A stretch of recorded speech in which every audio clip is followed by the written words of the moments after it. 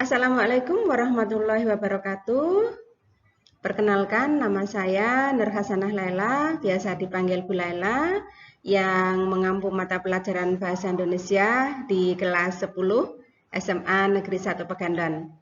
Pada kesempatan kali ini, Ibu akan menyampaikan capaian pembelajaran menyimak. Dalam hal ini adalah menyimak teks laporan observasi secara kritis. Nah, sebelum kita masuk ke pembelajaran, kita buat kesepakatan dulu.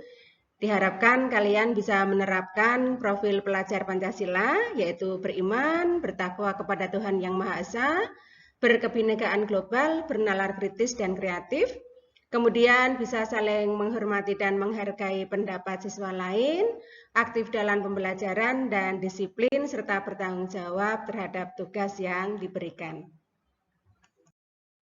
Nah, tujuan pembelajarannya pada kesempatan kali ini diharapkan kalian mampu memahami konsep laporan hasil observasi, kemudian bisa menganalisis isi informasi dari laporan hasil observasi yang kalian simak, dan menganalisis struktur laporan hasil observasi.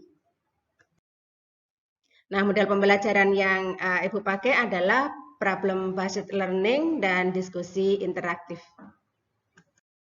Nah, ini langkah pembelajarannya. Nah, kita masuk ke materi.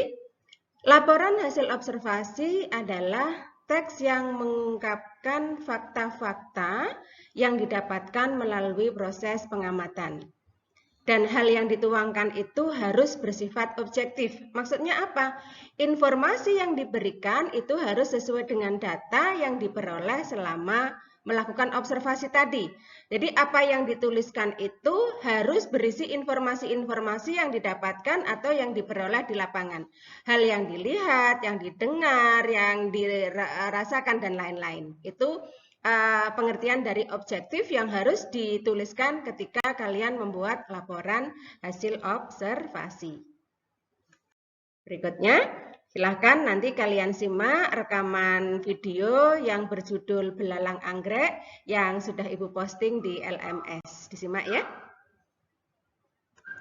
Nah, laporan hasil observasi memiliki struktur. Ada bagian pernyataan umum atau klasifikasi, ada deskripsi bagian dan deskripsi manfaat atau kesimpulan.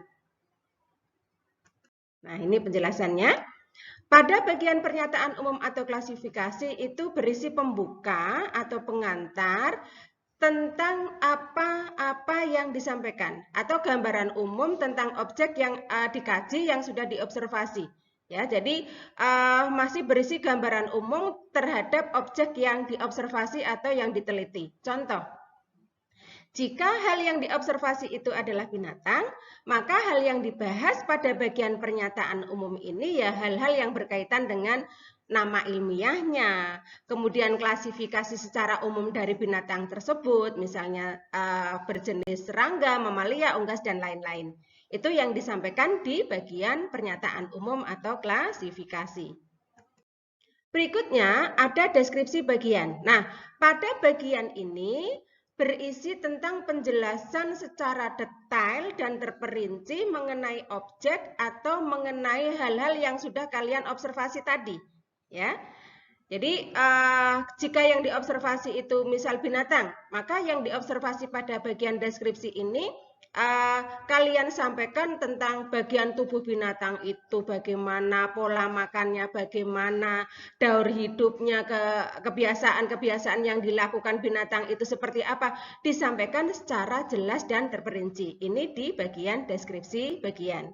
Kemudian kalau deskripsi bagian sudah disampaikan secara jelas dan terperinci, harus ada penutupnya ya yang berisi atau yang bernama deskripsi manfaat ya atau kesimpulannya.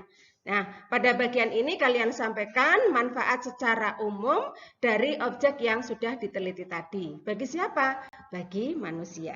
Nah, ini tentang penjelasan struktur dari teks LHO. Nah, ini contohnya ya. Ini contoh dari analisis struktur teks laporan hasil observasi dari teks yang sudah mudah-mudahan nanti kalian simak ya, atau bisa juga dibaca di buku paketmu yang berjudul Belalang Anggrek. Paragraf 1 itu menunjukkan pernyataan umum atau klasifikasi. Nih ya, karena berisi informasi umum mengenai belalang anggrek. Kemudian paragraf 2 sampai 5 itu disampaikan untuk menyampaikan deskripsi bagian ya. Bagian tubuh ada di paragraf 2, penjelasan warna dari belalang anggrek ada di paragraf 3, kemudian makanan yang dimakan oleh belalang anggrek ada penjelasannya di paragraf 4, dan daur hidupnya ada di paragraf ke-5. Kemudian paragraf 6 itu merupakan deskripsi manfaat atau simpulannya, di mana disampaikan informasi tentang manfaat dari belalang anggrek itu bagi kehidupan manusia ya. Nah, itu contoh analisis struktur teks laporan hasil observasi dari belalang anggrek. Nah, itu anak-anak materi yang kita bahas pada kesempatan kali ini. Mudah-mudahan bermanfaat buat kalian. Terima kasih atas perhatiannya. Assalamualaikum warahmatullahi wabarakatuh.